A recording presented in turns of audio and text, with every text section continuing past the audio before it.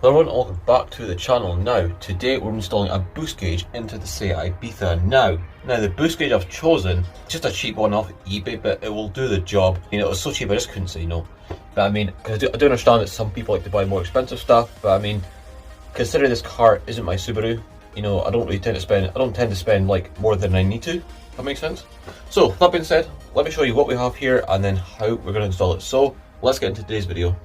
Right, now here's a boost gauge. It's a cheap one off of eBay. Now, value for money is actually quite good because you get the pod with it and everything. You get all the vacuum lines. You get absolutely everything you need. Install it straight into your car and also anywhere you want. And it comes with screws, and I'm probably going to actually screw it onto the dashboard somewhere kind of tasteful. It's got double-sided sticky tape as well, but I don't think that actually hold it properly. And also you've got your yellow wire, which is obviously your live, and your black, which is your earth. It's really easy to install. I'll show you exactly how it's done. It's not too difficult. Anyone can do it. So let's get into it.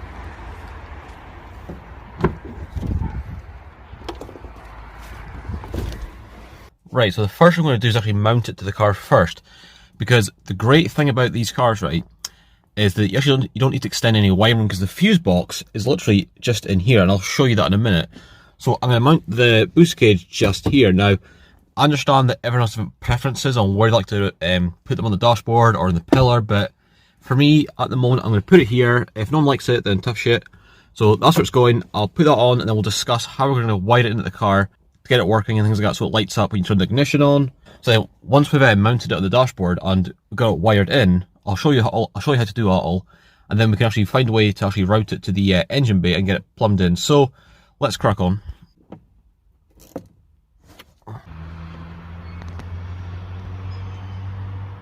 Right, now that's the bit is secure the dashboard. It's absolutely solid. It actually looks quite nice as well. I mean, you can even adjust it like to height and things like that, so it's quite cool.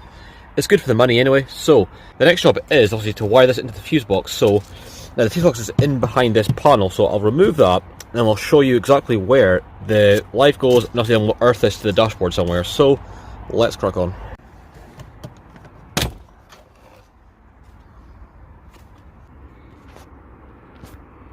Now the fuse you want to wire your live into is this one right there, which is for the actual speedo itself. So when you turn the ignition, this will light up, and then also when you turn off the ignition, it turns off. So I'll pull this little fuse out here now so you guys can see. It's this one right here, number 10. I know there's lots of 10s, but it's in this kind of row here. I'll show you when it's wired in. So what I'll do is I'll just pull this fuse out and obviously put this live into the fuse, and obviously then refit the fuse, and it'll be fine there like that. So I'll do that, and then I'll be back in a minute.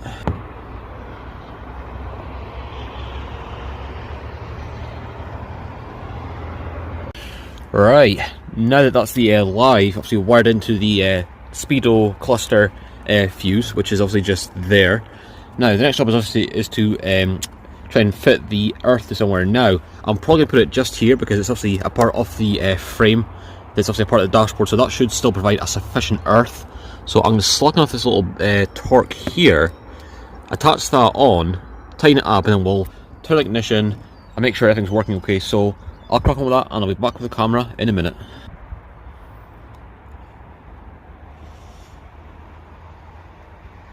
Right guys, that's the boost gauge fully installed. Now, I'm going to quickly show you how I actually routed the vacuum line to the engine bay and where I put the vacuum line now. With disclaimer, the way I've probably done it is kind of temporary because I am getting an EGR delete, and actually on the EGR deletes there's an actual nipple that goes onto it where you can actually install a vacuum line properly.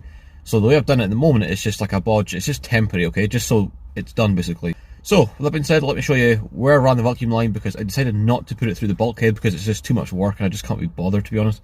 So I'll show you where I ran it. I ran it pretty much down the side of the wing and up the other side.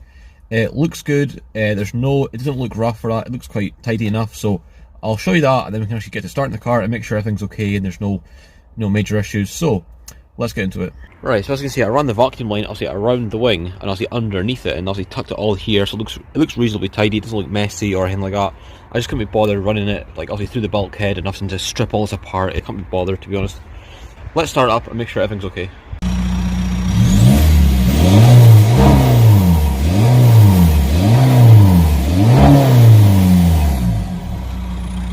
Right, here is the EGR I decided to go with.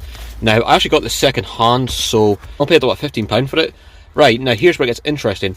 I decided to use the original pipe that goes from obviously the AGR to the intercooler pipe. Now, how I did that was I cut off the inner and outer kind of housings. This is where it would go on, like kind of on the outside just here. So I cut this off on the inside bit, and obviously then that just slid it in.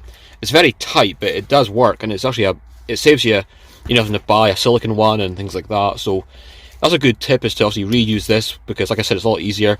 And obviously we've got your blanking plate here and all that good stuff. So let's get this on. Right, that's one nut out. Now they're a 12mm. It wasn't too tight, to be honest, but quite easy enough. There's plenty of access down there. So I'll get the remainder of the bolts out and I'll be back in a second.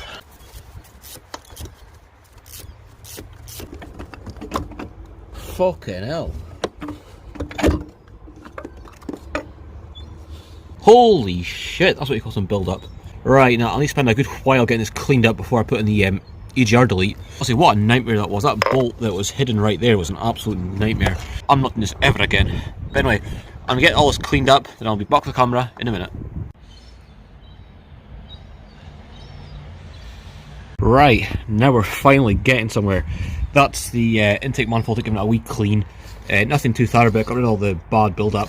At some point I will be removing this manifold and giving it a good deep clean, getting rid of all the carbon buildup inside the intake manifold, just so it's clean and everything's running properly and there's no restrictions inside the manifold. So that will be getting done at some point, so just thought I'd get it out there. Now, first thing I'm going to do is install the blanking plate and then the EGR delete, so let's crack on.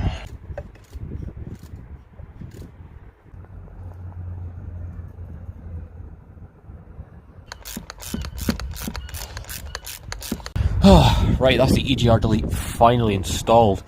Also, with this delete, it's so much easier getting access to that bolt underneath, which before with the EGR it was so much difficult to get access to. Now, all I've got to do now is obviously put a bolt back in there, put it back on the intake pipe, and then we're ready to start the car and just see how it runs. So let's crack on.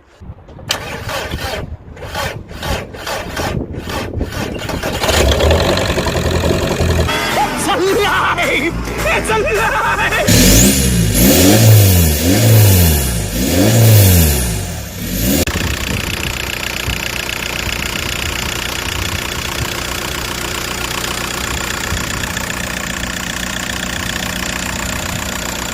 If you did enjoy this video, then please smash that thumbs up button and consider becoming a subscriber.